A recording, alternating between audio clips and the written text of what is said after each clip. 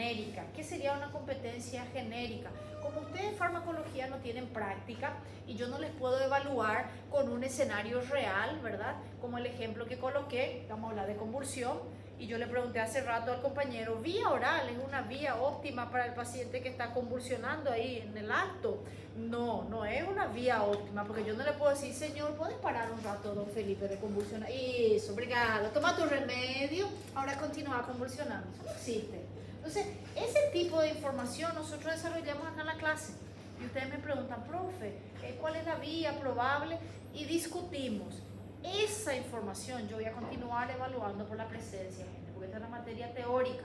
Entonces yo le paso eso y ustedes me pasan sus dudas y ahí yo consigo ver que ustedes entienden. Ah, perfecto, no voy a darle vía oral a alguien que está convulsionando. Pero hay fármacos anticonvulsivantes en comprimido. Sí hay. Entonces el comprimido sería un tratamiento para evitar una crisis de alguien. Ese tipo de información de que ustedes van a interactuar, si bien yo no evalúo un tratamiento que ustedes van a aplicar, yo consigo ver que ustedes entienden. Misma cosa aplica para el ejemplo del asmático. Si yo hablé que hay un paciente asmático, nosotros hablamos de vía inhalatoria, ¿se recuerdan? No van a utilizar un fármaco transvaginal en la pobre mujer ahí con crisis, señora, vamos con espéculo acá, no, porque ya está con una crisis respiratoria, voy a usar una bombilla. ¿Se entendió la idea? Entonces hay una gran parte que continúa siendo alto peso para su nota de desempeño integrado. Recuerden que la facultad ahora evalúa 30% de desempeño integrado, 30% del examen parcial. Traducción: si ustedes sacan 100 en el examen parcial y no vienen a ninguna clase, probablemente no van a tener derecho a hacer el examen final. Eso es lo que significa. No falten en la clase, no dejen de hacer su presentación y pasen su examen parcial. ¿Entendido? Vamos por acá. Nosotros hablamos semana pasada de depresión del sistema nervioso cuando le damos un anestésico general. Hablamos del neurotransmisor excitatorio, glutamato, y hablamos del GABA, neurotransmisor inhibitorio, ¿verdad? El GABA, que era un canal de cloro, que cuando se estimula, entra cloro dentro de esa membrana se queda hiperpolarizada, ¿recuerdan de eso? Entonces yo puedo favorecer la acción GABA, y eso hacía el etomidato, eso hacía el propofol, eso hacía el midazolam. Hablamos que el midazolam es peligroso porque aparte de sedar al paciente, baja la presión. El costo de disminuir la acción del sistema respiratorio disminuye a nivel central. Ese paciente no va a respirar, ese paciente yo preciso intubar, ¿cierto? Y esa es la idea de un anestésico general, un fármaco que deprime. Si el paciente tiene una enfermedad crónica o tiene un episodio convulsivo donde las neuronas están hiperexcitadas y yo le deprimo su función, yo no le voy a poner en coma a ese paciente. Entonces el mismo mecanismo de acción que causaba una anestesia general aplicado a un paciente que está convulsionando, ¿qué va a hacer? Va a calmar esa neurona y va a parar la convulsión. Por eso es que cuando ustedes estudian benzodiazepina, se usa para la anestesia, pero se usa también para la crisis de convulsión, con dos metas diferentes, pero son dos pacientes en situación diferente, mismo que el mecanismo de acción bioquímico sea el propio en ambos, ¿está bien? Sea la cuestión del cloro hiperpolarizante. Por términos de concepto, gente, una convulsión es una crisis, se estima que 1 de cada 10 personas va a convulsionar, acá estamos 30, que sí que hay 3 personas que van a convulsionar, yo no soy, puede ser acá el joven, ella, entonces 3 personas van a convulsionar acá esta sala por estadística, ¿se entiende? Ya convulsionaste, ya, 2 más faltan y se acabó acá, ya estamos llenando el cupo acá en la sala, ¿verdad? Está cortito. ¿Quieres, Felipe, entrar a la lista? No. Nada, nadie le quiere más aportar, ya tenemos 1 o 2. Entonces, gente, convulsionar no es igual a epilepsia. Epilepsia es una enfermedad crónica, tipo hipertensión, tipo diabetes, está bien, que no se transmite. Ahora bien, existe otro concepto otra vez, que una epilepsia secundaria. Significa que yo voy a tener varias convulsiones en mi vida y esa epilepsia apareció después que el cerebro fue acometido con alguna enfermedad. Ejemplo, ABC. El paciente hizo un ABC y después se quedó convulsionador, ¿verdad? Se quedó con esa epilepsia después del ABC.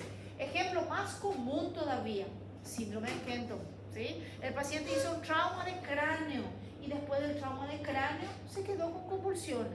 Quiere decir que esos pacientes, nosotros que no somos neurólogos, vamos a ver en el día a día. Y nosotros que no somos neurólogos, vamos a ver pacientes que vienen a consultar por otro motivo, pero toman remedio para convulsión. Ahí yo preciso saber qué hace el remedio, qué efectos puede tener, cómo no debo utilizar, por qué toma ese medicamento. ¿Entendido? Esa es la idea. Una enfermedad crónica, una convulsión puede acontecer a cualquier edad, y desde el 2016 se propone esta clasificación de focal, generalizada. A veces una se convierte en la otra. Hubieron modificaciones de la liga de clasificación de la epilepsia, esto desde la última clasificación, y después nuevos conceptos, pero continúa siendo básicamente lo mismo: crisis focal, crisis generalizada. En la crisis generalizada hay ausencia y crisis motoras, y hay crisis que no se sabe. Con relación a la crisis focal, la conciencia a veces está preservada y el paciente a veces tiene o no tiene manifestaciones del punto de vista de pérdida de contacto con el medio. ¿Está bien? El paciente mueve el brazo y está mordiendo el labio permanente. Una crisis focal, pero puede haber un compromiso de la conciencia. Y hay paciente que tiene una crisis en el pie, está convulsionando en el pie y está conversando. Ese paciente no perdió la conciencia. Eso es importante para la clasificación, pero el título de ser focal o general, gente, se hace después que yo mapeo el cerebro. Ese estudio se llama electroencefalograma, ¿verdad? Coloco los electrodos y sale en un papel la actividad eléctrica del encéfalo. Ahí yo clasifiqué. ¿Por qué tengo que saber esto? Porque los diferentes mecanismos de acción de los fármacos dependen para saber cuál va a tratar: crisis focal, crisis generalizada, crisis de ausencia, etc. También semana pasada hablamos de forma bien general las funciones del cerebro en cada parte. Entonces, esta corteza, que es la corteza occipital, se asocia a la visión. Aquí dijimos que está nuestra corteza en la zona frontal, que se asocia al habla. Aquí está la audición y el área de Wernicke. Aquí está la corteza motora y la motora secundaria, sensitiva y la sensitiva secundaria. Entonces, cada parte del cerebro va a tener un síntoma.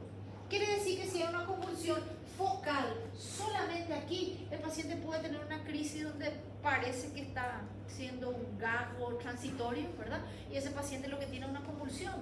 Si este paciente tiene una crisis acá en la corteza auditiva, está acá tranquilo, pero le está escuchando a veces un ruido, una voz, un zumbido, y eso puede ser una convulsión, gente.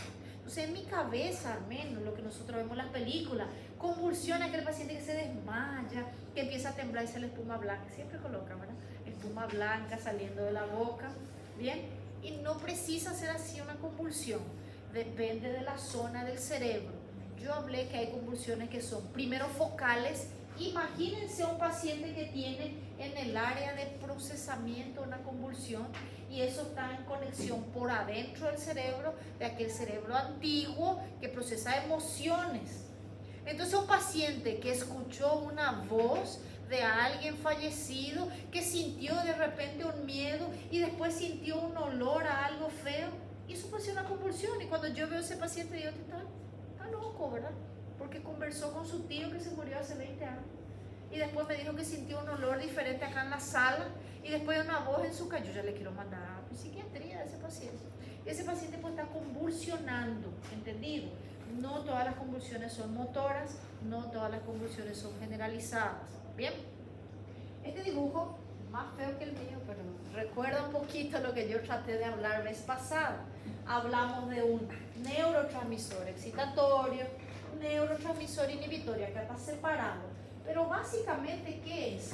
Potencial de acción que se pasa de una neurona a otra, ¿verdad? ¿Cuál es mi meta para cortar una crisis de convulsión? Evitar que este glutamato pueda dar continuidad al proceso de descarga anormal de las neuronas. ¿Cómo yo evito que se libere este glutamato? Caramba, puedo evitar que entre sodio. Bloqueo de canales de sodio. ¿En qué membrana? Membrana presináptica. Es el mecanismo más importante anticonvulsivo. No es el único, pero es el más común, el de los de la primera generación, el que muchos comparten. Puedo evitar calcio que entre en la membrana presináptica. Yo les adelanto que existe un canal de calcio en la membrana postsináptica, que está relacionado con un tipo de crisis, porque ese canal de calcio de tipo T, que está en la postsináptica, se llama, acá hay un dibujito para eso, después le voy a dar, membrana postsináptica, canal de calcio de tipo T, hay un fármaco que bloquea ese canal y tiene relación con la crisis de ausencia, ¿está bien? Este glutamato, hablamos nosotros también que tenía dos receptores NMDA y receptores AMPA. ¿Qué yo voy a hacer con esos receptores para cortar una convulsión? ¿Qué piensan? Bloquear, porque si yo estimulo este receptor, el paciente va a tener más ataques, ¿verdad? ¿Qué pasa con eso de bloquear, estimular? Hay medicamentos que se usan que son estimuladores del receptor NMDA.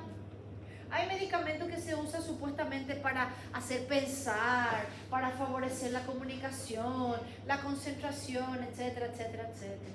Hay medicamentos que simulan ser agonistas del receptor NMDA para los pacientes que tienen atrofia cerebral, como en las demencias, como en el Alzheimer. Entonces imagínense si yo hago uso de esos remedios y mi paciente convulsiona y yo le doy un remedio que aumenta el glutamato, yo le voy a causar la convulsión. Por eso yo tengo que saber que los fármacos anticonvulsivantes lo que hacen es cortar estos receptores. Bien, otro mecanismo, ya habíamos estudiado toxina botulínica que evita la liberación de acetilcolina, ¿verdad? Algo muy parecido puede acontecer aquí. Yo tengo acá el glutamato dentro de la vesícula. Cuando tengo medicamentos que se pegan en esta vesícula, fármacos como el levetiracetam, evita que esa vesícula se libere.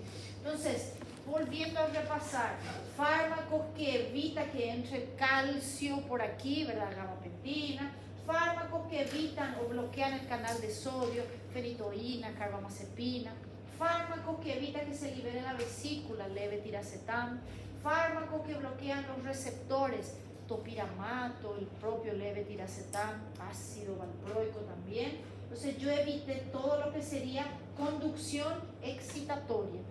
¿Cómo más yo puedo cortar una convulsión? Opa, favoreciendo la neurona inhibitoria, la neurona de la calma. Si yo aumento el trabajo GABA, dijimos que eso se llama farmacológicamente hablando, aumentar el tono GABAérgico. ¿Cómo yo puedo mejorar el trabajo GABA? Recordar que GABA, él se pega a su receptor y el receptor en esta neurona postsináptica de GABA es un receptor de cloro, ¿sí? Cuando entra cloro acá en la membrana, ¿qué acontece? Hiperpolariza la membrana, entonces altera el umbral, acalma esa neurona, corta esa transmisión de potencial de acción, favorecer que el GABA se junte a sus receptores, disminuir la excitabilidad. ¿Entendido? ¿Cómo yo puedo actuar farmacológicamente? Hablamos nosotros aquí, acá estaban los anestésicos, propofol, etomidato, benzodiazepina, barbitúricos, y por ahí en la clase menciona, benzodiazepina abre más veces ese canal de cloro, barbitúrico abre el canal de cloro y deja abierto. Las dos dan la misma consecuencia. Entra más cloro en la neurona, hiperpolariza, corté la convulsión. Solo que ahora yo les voy a hablar de 3 mecanismos nuevos relacionados con GABA. Primero, yo puedo favorecer más liberación y más formación de GABA. Eso es favoreciendo la enzima que sintetiza GABA, que es la GABA de carboxilasa. ¿Está bien? Segundo, ¿recuerdan del receptor de la fofoca? El receptor que está en la presináptica. Acá existe también receptor de GABA presináptico. ¿Qué yo voy a hacer con ese receptor? ¿Qué piensan? ¿Bloquear o estimular? Bloquear. ¿Qué pasa si yo bloqueo el receptor presináptico? Se libera más. Y si yo libero más GABA, yo corto la convulsión. Entonces, bloqueo del receptor presináptico, estímulo del receptor postsináptico, liberación de GABA, y también GABA acaba catalizándose, su catabolismo es para entrar en el ciclo de Krebs. Entonces, si yo evito la desintegración de GABA, la enzima que le hace a eso es la transaminasa o GABA-T, si yo bloqueo esa enzima, yo también tengo más GABA disponible. Está todo escrito en la clase, pero ya vamos a adelantar. Mecanismos para aumentar el tono GABA. Repito aquí las mismas cosas, pero con algunos nombres. Nombres que a ustedes les gusta aprender, nombres nuevos, ¿verdad? Están tan felices con tantos nombres de la vida para fármacos. Recuerden, José va a venir con lente de sol, porque dentro de 15 días todos estos nombres van a estar en el chip de la cabeza de ustedes. Amén, Dios quiera. Y ustedes van a brillar. Yo confío. No me dejen pasar vergüenza. ¿Está bien? Entonces, fármacos principales. ¿Por qué hay que saber esta lista? Porque estos fármacos, como la fenitoína, carbamazepina, son fármacos que son conocidos como primera generación. Primer mecanismo que se estudió, bloqueo de canales de sodio. ¿Está bien? Otro mecanismo en la presináptica, bloqueo de canal de calcio. Y yo hablé ahí de gabapentina. Pero miren qué interesante. Ella es un fármaco que en su nombre dice que ella es GABA. Entonces ya tiene una similitud estructural con el receptor GABA. Quiere decir que un mismo medicamento puede hacer dos cosas, a veces tres cosas diferentes. Por eso es muy poco probable que yo les pregunte, ¿qué hace este fármaco? Yo les voy a preguntar, ¿quiénes bloquean canal de sodio? ¿Quiénes bloquean canal de calcio? ¿Quiénes bloquean la GABA-T, que era aquella que destruía la vigabatrina? ¿Quiénes bloquean el receptor presináptico de la fofoca, que se llama GAC1? Esto es tiagabina. ¿Quiénes bloquean las vesículas? Eso es levetiracetam. ¿Se entendió la idea? Y acá, este mismo gráfico, ustedes van a tener que hacer manual y repasar los mecanismos de acción. ¿Bien?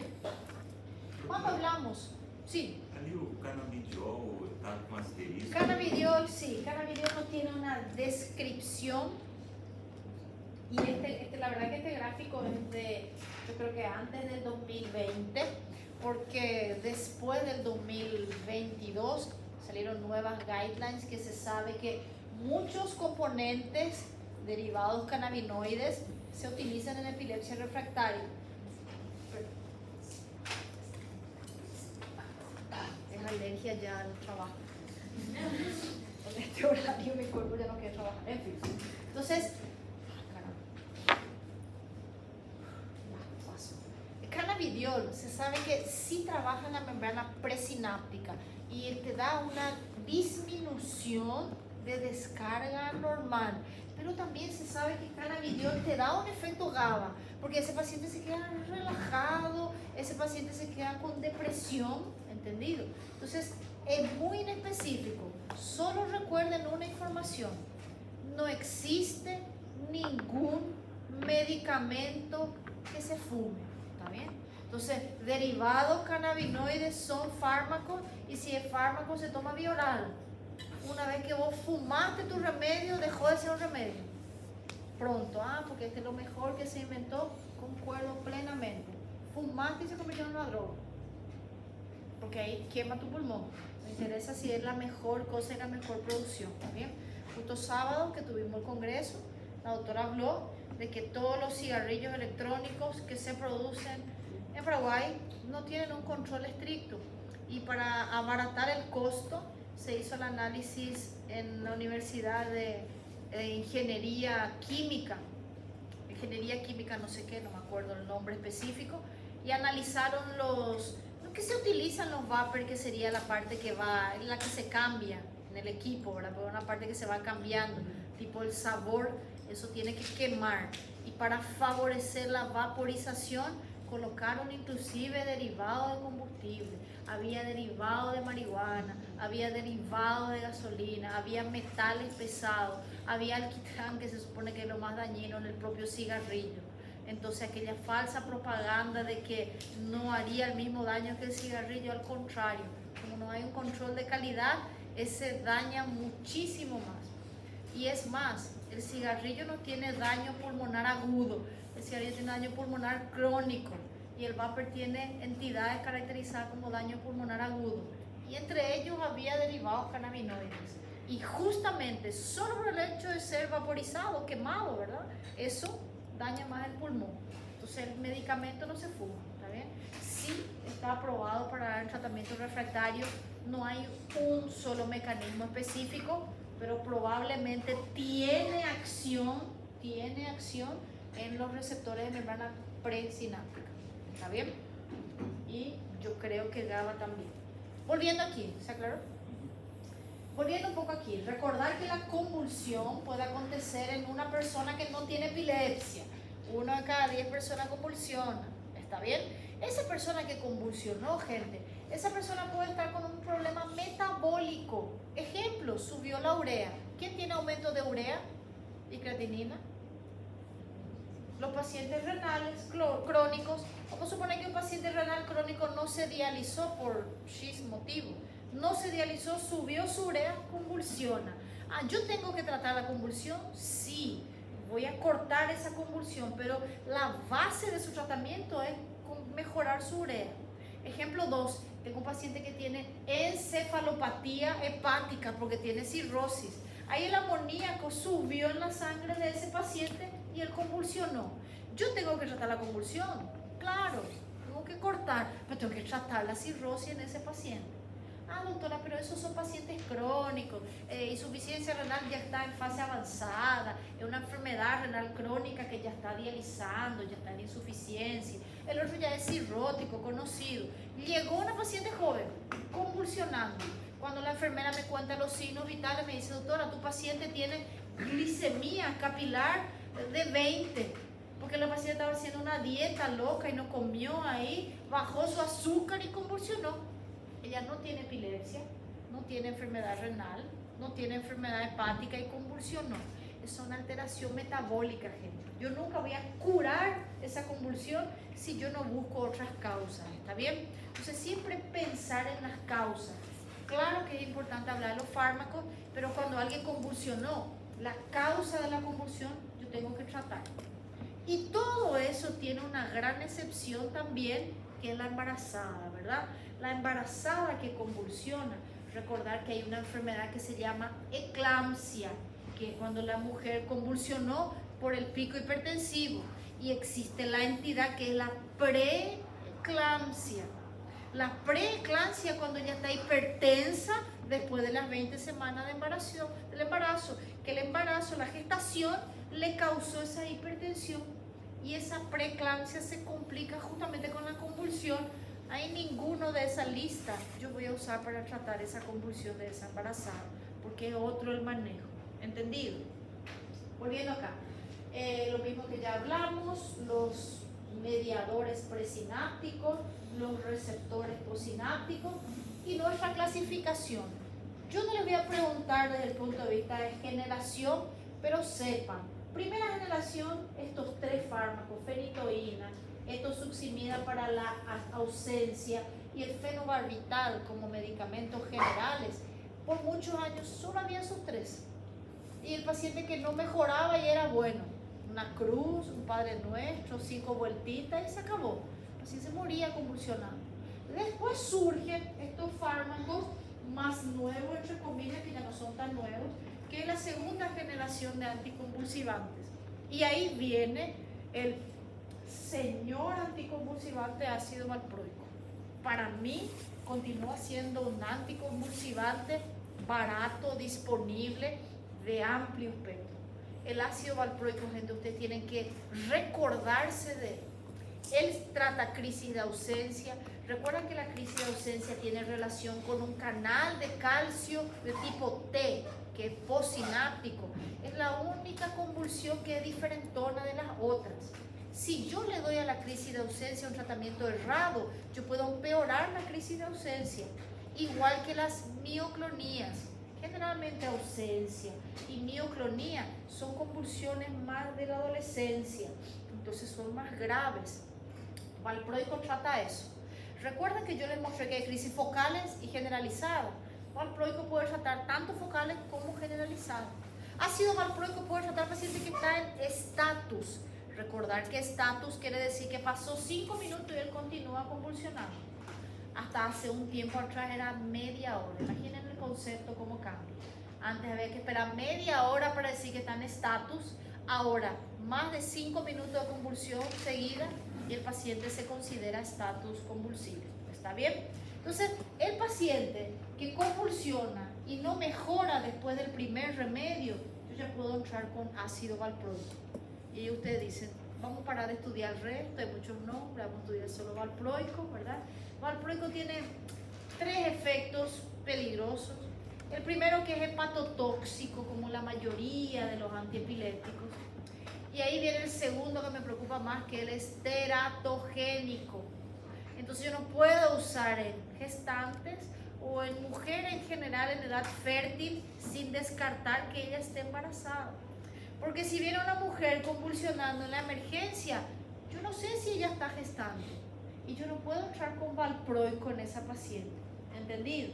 Entonces, ese es un déficit de valproico. Y el tercero también tiene que ver con hormonas, porque él causa hiperandrogenismo.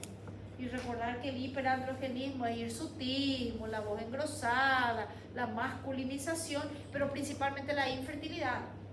Bien, entonces tengo que colocar en la balanza, porque ese remedio es para siempre. Ahí, si la mujer va a tomar, tenemos que ver si realmente vale la pena continuar con ese medicamento. ¿Entendido? Fuera eso, esta segunda generación quedó bien. Aún así, hay 50% de pacientes que no mejoran ni con la primera ni con la segunda, y ahí surgen los fármacos de tercera generación.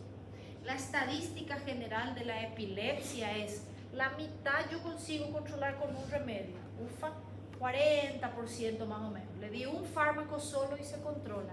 Y hay un grupo, gente, 40% es poco, que sí que más de la mitad no controla con un solo fármaco.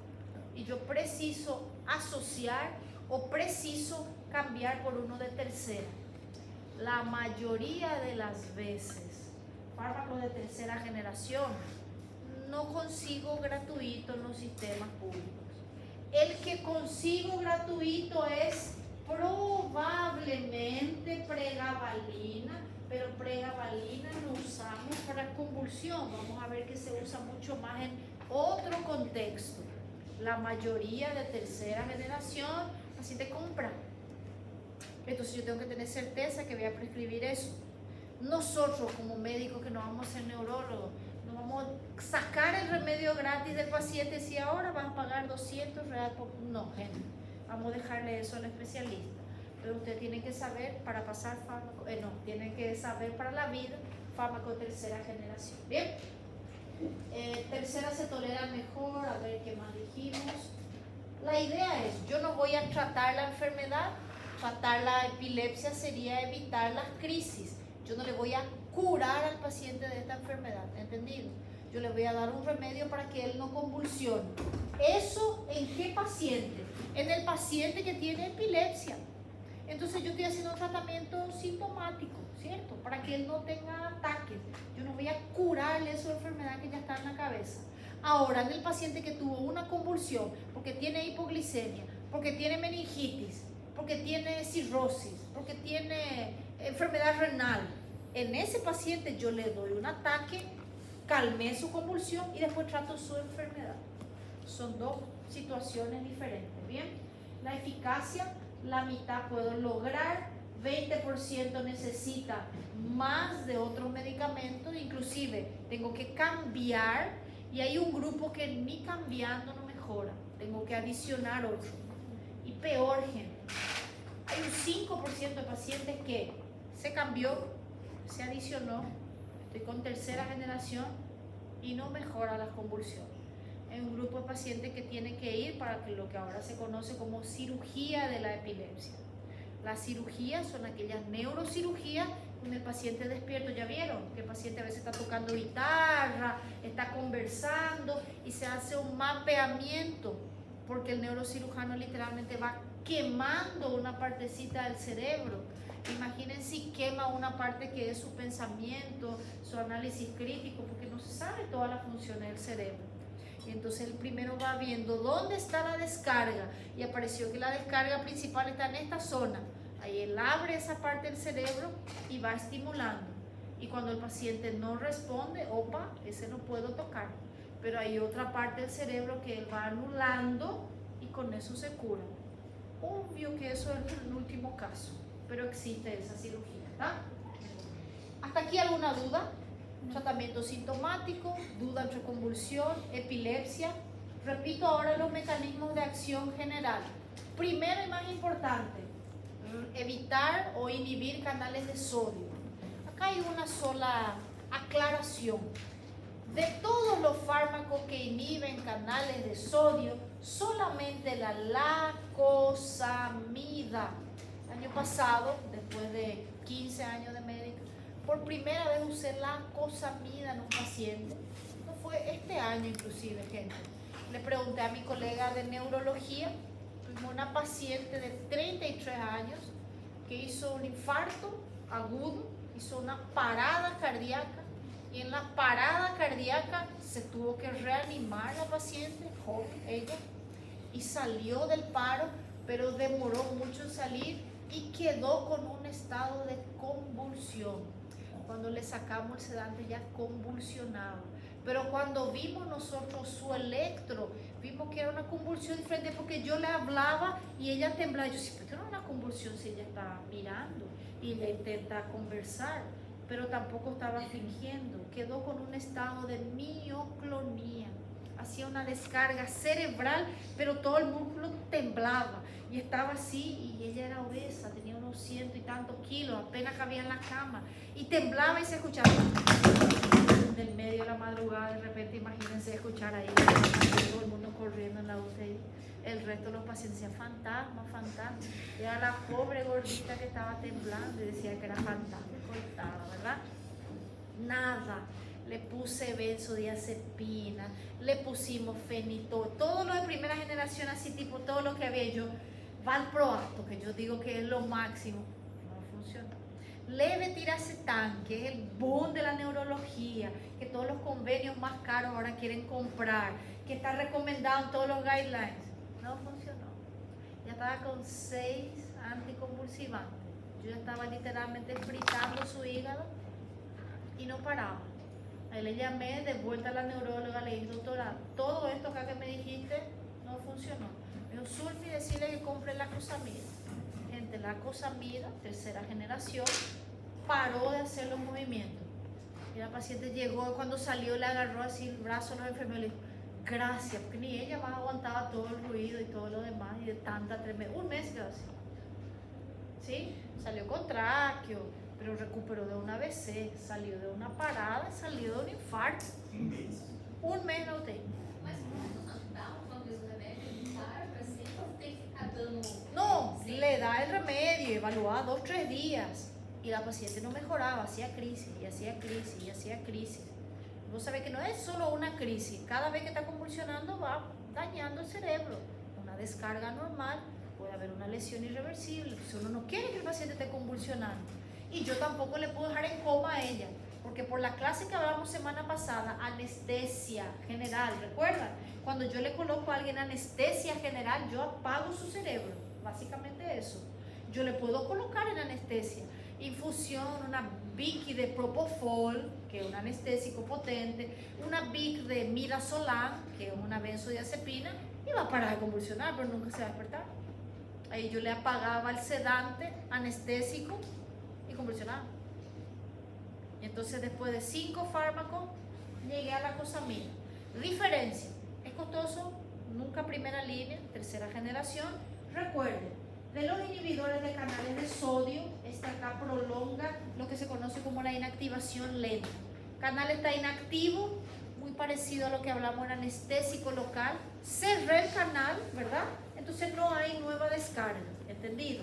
El resto de los inhibidores son los que prolongan la inactivación rápida.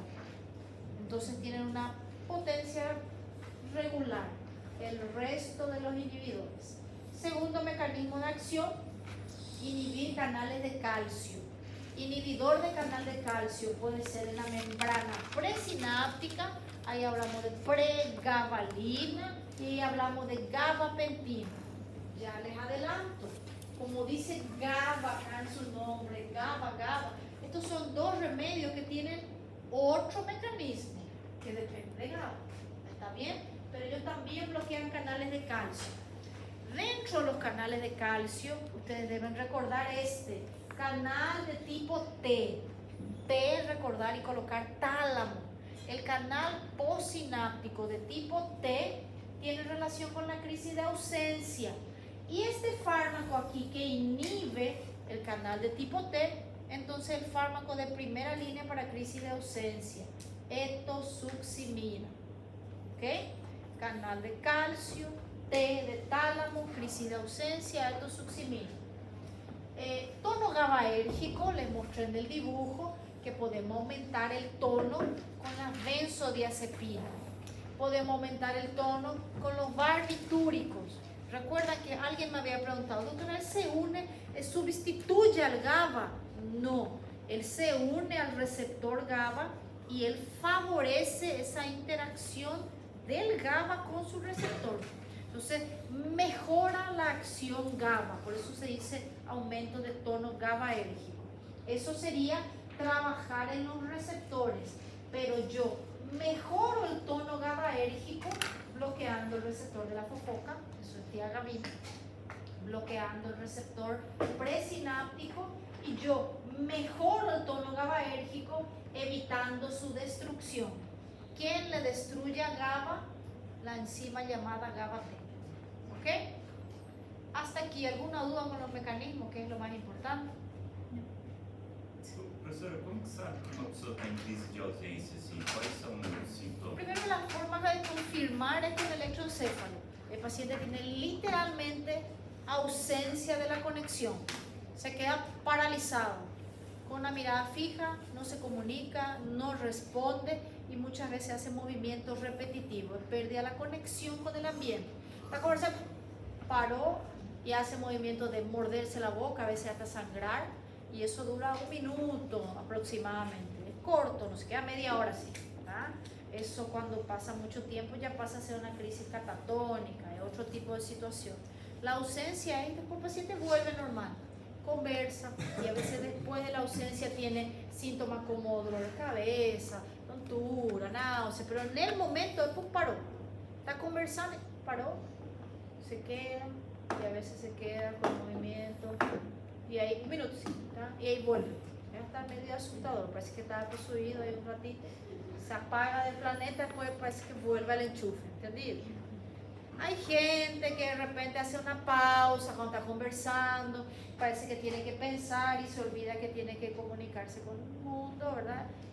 No necesariamente crisis de ausencia. Hay personas que tienen un poco de desatención, que pueden tener eso. Estoy acá y me perdí en lo que estaba diciendo y después volví, pero nunca dejé de estar conectado. Por eso te repito, cuando estoy en la duda si hay ausencia hay que pedir un electroencéfalo, eso hay que tratar. ¿Está? Los receptores AMPA y NMDA son receptores de glutamato. Las vesículas que tienen glutamato, inhibo con el levetiracetam. Fármacos que tienen más de un mecanismo de acción, el valproato, y hay muchos de ellos, no solamente el valproato, que tienen más de un mecanismo de acción. Topiramato, pregabalina, gabapentina, ¿está bien? Más de un mecanismo. Los canales de sodio es el mecanismo principal. Y acá están los nombres de vuelta, esto es lo mismo que está escrito allá. Carbamazepina. Y si ustedes se fijan, la carbamazepina, el principio de la eslicarbamazepina, el principio de la oxcarbamazepina. Es una pregunta. Si ya existía carbamazepina, ¿por qué se fabrica otra forma de carbamazepina? ¿Qué les parece? ¿Por qué se hace un derivado con el mismo principio activo? ¿Para qué se hace eso con los fármacos? Tipo, ¿por qué hay un enalapril, un lisinopril, un perindopril, un ramipril, un captopril? Si todos son pril, ¿por qué no es uno solo y ya? ¿Cuál es la diferencia entre los fármacos que tienen la misma forma? Desde el punto de vista farmacológico, gente. Tiempo de acción. Tiempo de acción. ¿Y qué, el tiempo de acción se clasifica como qué característica del fármaco? Porque el tiempo de acción depende de su absorción, de su metabolismo. Entonces, los cambios farmacocinéticos. Eso también me da la estabilidad del remedio. Eso me da la duración. Carbamazepina se toma 3 veces al día. Y es chatísimo tomar un remedio para siempre 3 veces al día. No es un antiinflamatorio que voy a tomar 2 días y se acabó. Es 3 veces al día, forever and ever. ¿Quién no se va a olvidar? Ahí el sábado estaba Doña María, de 65 años, que tiene epilepsia y que toma 3 veces al día. Y el sábado amaneció 30 grados de calor insoportable en esta ciudad y a las 5 de la tarde pensé que se iba a caer el mundo. ¿Sí o no? Hablo de realidad. Ahí Doña María a las 7 de la noche abrió su cartera y dijo, ay caramba, se acabó mi carbamazepina, porque era de 8 en 8 y no va a salir en ese temporal. Se quedó sin remedio, se fue a comprar lunes y da convulsión. ¿Entienden? Eso se evita si el remedio es de uso de una vez al día, que tiene una duración mayor, difícil olvidarse, más fácil de cumplir, menos efectos colaterales. Por eso se cambia. Por eso ustedes tienen una carbamazepina, una eslicarbazepina, una oxcarbazepina. ¿Bien? Entonces, misma cosa con la fenitoína, que es de primera generación. Es un fármaco súper eficaz. El nombre comercial es Idantal, que pueden escuchar, porque el otro nombre del remedio es difenilidantoína. Está prohibido ya en Estados Unidos, no se recomienda.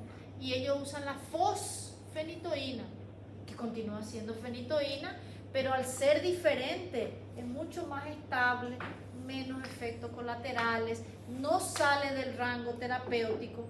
Y nuestra fenitoína acá de la pobreza, del tercer mundo, yo le coloco al paciente como es súper barato.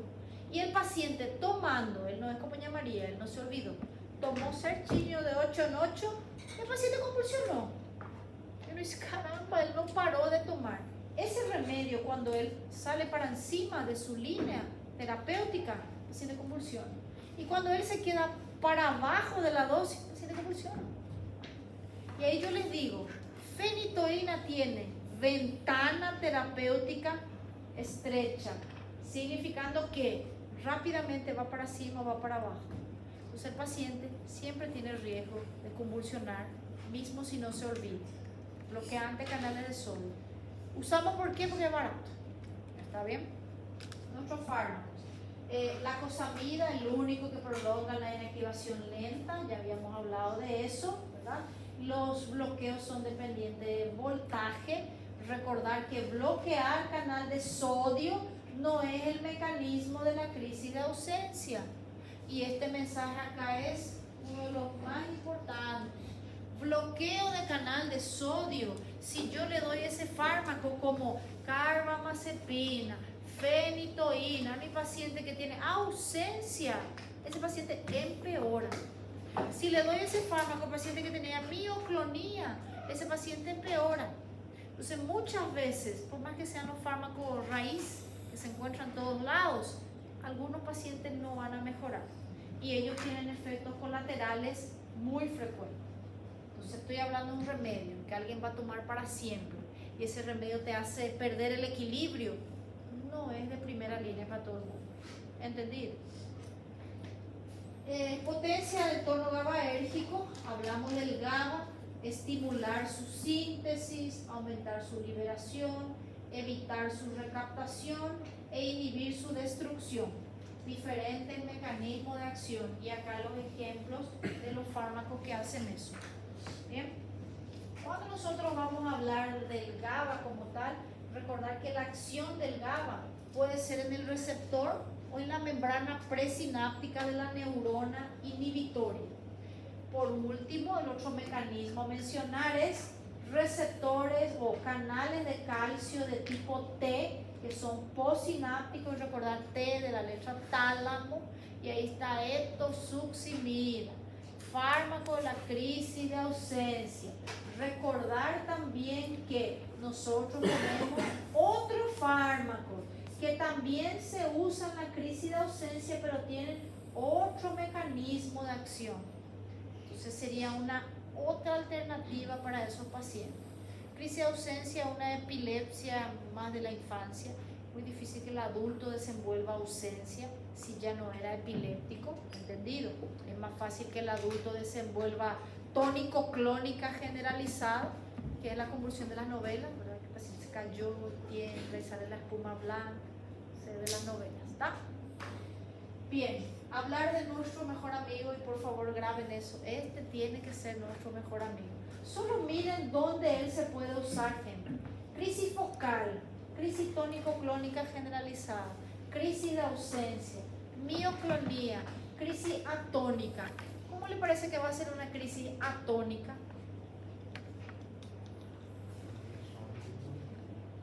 ¿Qué significa A? ¿Cuándo comienza? Ausencia. Tónica, tono muscular. El paciente tiene una descarga en la neurona que de repente perdió el tono. Entonces él está así y cuando le da su ataque, literalmente se desploma el paciente y se cae. Ahí cuando se cae puede tener un trauma de cráneo, un corte, una fractura, etc. Entonces la crisis atónica es lo que hay que descartar cuando alguien se desmayó así, no había un motivo, puede ser una convulsión.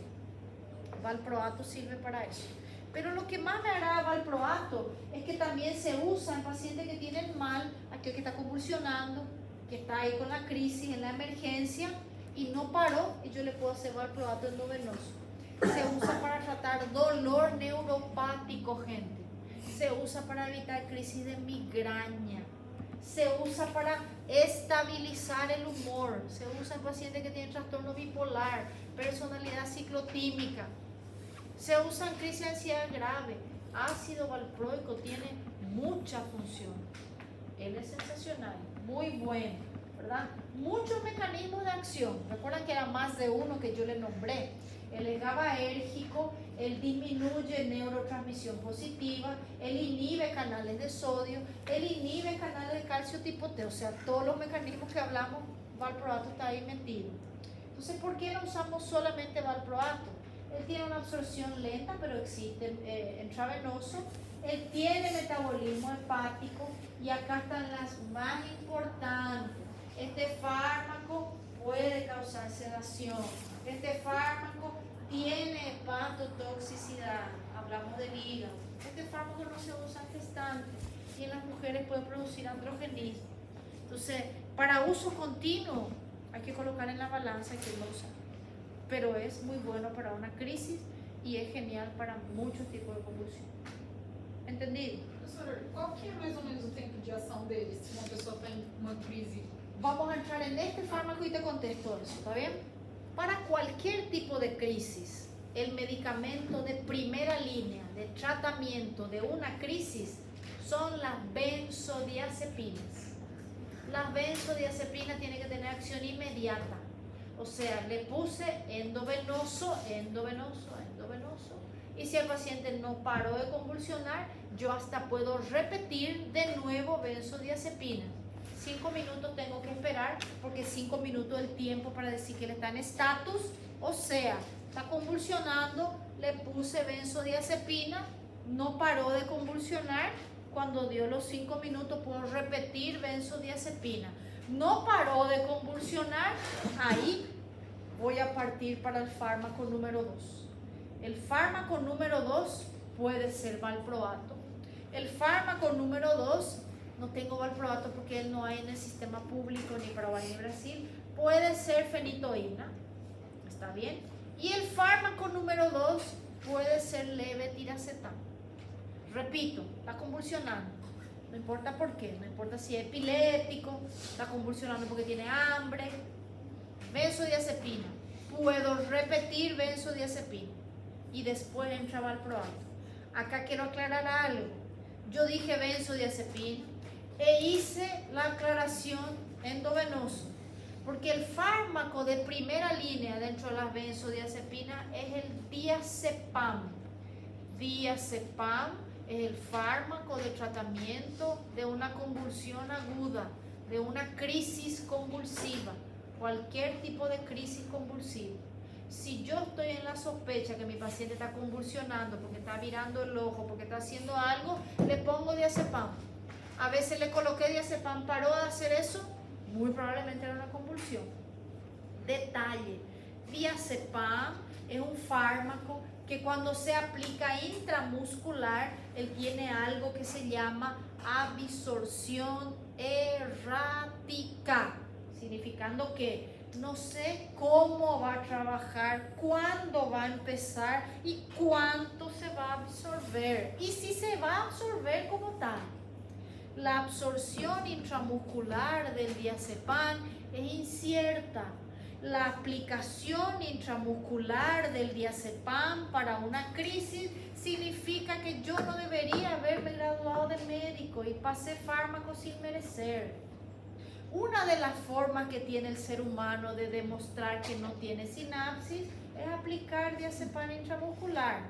La otra forma que el ser humano tiene de demostrar que no tiene sinapsis, para demostrar que no tiene sinapsis, es poner furosemida para bajar la presión arterial. Eso me puede matar de un infarto, pero así mal. Hay una tercera forma que es colocar dipirona para tratar el dolor del infarto. Y ustedes saben que el infarto duele porque hay isquemia. Lo que hay que hacer es abrir la coronaria. ¿Está bien? Entonces, esas tres cosas, si ustedes no hacen en esta vida, yo voy a ser tan feliz. Y si no le llaman de inotrópico a la noradrenalina, que va a salir en el examen, es un punto que ya tienen asegurado. ¿Entendido?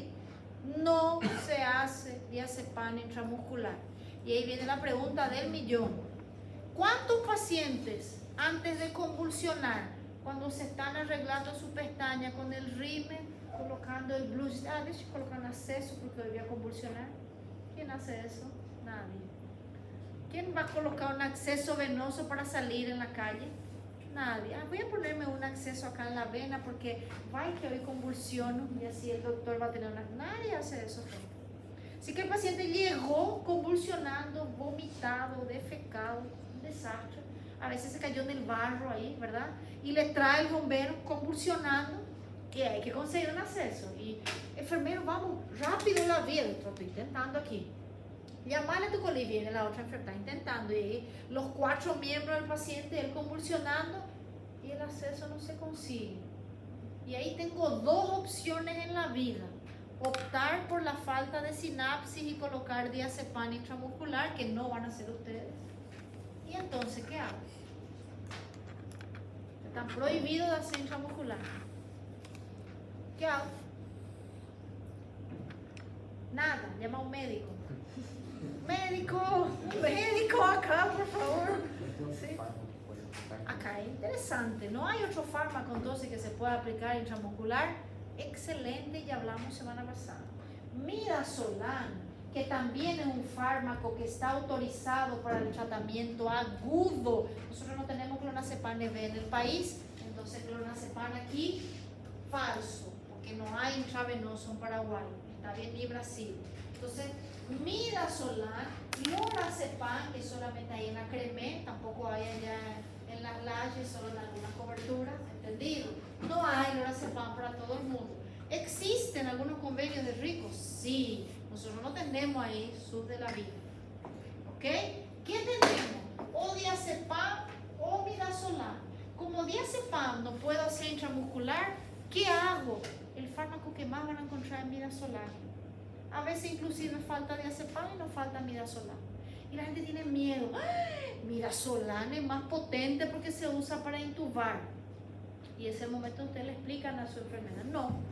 Se hace midazolam porque es el fármaco que se tiene que hacer IM, ya que no conseguimos un acceso central, IM. Y ahí viene, si él continuó convulsionando, entonces ya es un segundo abordaje. Ese paciente que está continuando a convulsionar y está sin acceso, a ella le limpiamos, ya usamos el ultrasonido y ya agarramos un acceso central si no conseguimos periférico. Es una emergencia ya, ¿ok? Pero de cara, primer momento, diazepam EV, no conseguí la vía midazolam IM. ¿Se entendió? Tratamiento de crisis benzodiazepina. ¿Existen algunas convulsiones que se tratan también? Sí, benzodiazepinas se usan para otro tipo de convulsión, ausencia, en algunos casos. No es la rutina. Su función más importante es tratar las crisis. ¿Ok? Cuando hablamos, este es el último y después le doy un receso. Cuando hablamos un poquito de carbamazepina, solo mencionar que carbamazepina es un fármaco que se usa para tratar las crisis focales, pero lo importante acá es que es un medicamento que se usa para tratar dolor neuropático. ¿Recuerdan lo que era dolor neuropático? Aquel diabético que se amputó la pierna y te dice, doctor, me duele el dedo, y él no tiene más pierna. ¿Sí? Y uno dice, el paciente está loco porque ahora le duele el dedo de la prótesis y la prótesis no es su cuerpo. Y el paciente siente ese dolor. Este es uno de los fármacos que se usa para tratar eso. Paciente que tiene neuralgia del trigémino. Eso es de terror, gente, porque todo el territorio acá de la fase, le duele el labio, la boca, el alveolo ahí del diente, ¿cierto? Parece que el ojo le están arrancando a ese paciente. No es solo un dolorcito de cabeza. Y cuando le toca el rostro, parece que el paciente le están quemando. Eso debe ser horrendo, ¿verdad? Tocar la cara y sentir que hay un fuego que está prendiendo. Esa es la neuralgia del trigémino. Una dipirona ahí no hace nada, a veces ni la morfina. ¿Quién trata eso? Fármacos como carbamazepina. Tratamiento de dolor neuropático. Bien. También hepatotóxico. La diferencia de la ESLI, miren acá, una vez al día, menos efectos adversos. Continúa siendo carbamazepina, pero digamos que una carbamazepina mejor tolerada. Y este último medicamento antes de nuestra pausa, tosuximida, yo hablé de canales de calcio de tipo T en el tálamo relacionado con crisis de ausencia. ¿Cuál es el medicamento que me va a ayudar? Tosuximida. ¿Cuál es el efecto adverso? Igualito que todo lo que hablé hasta ahora, hepatotoxicidad. La mayoría de estos fármacos son hepatotóxicos. Cuidado con convulsionador tomando anticonvulsivante que decidió caer en la bebida. Ese paciente va a tener una hepatitis sí o sí. ¿Ok? Salgan a tomar agua, estirar las piernas.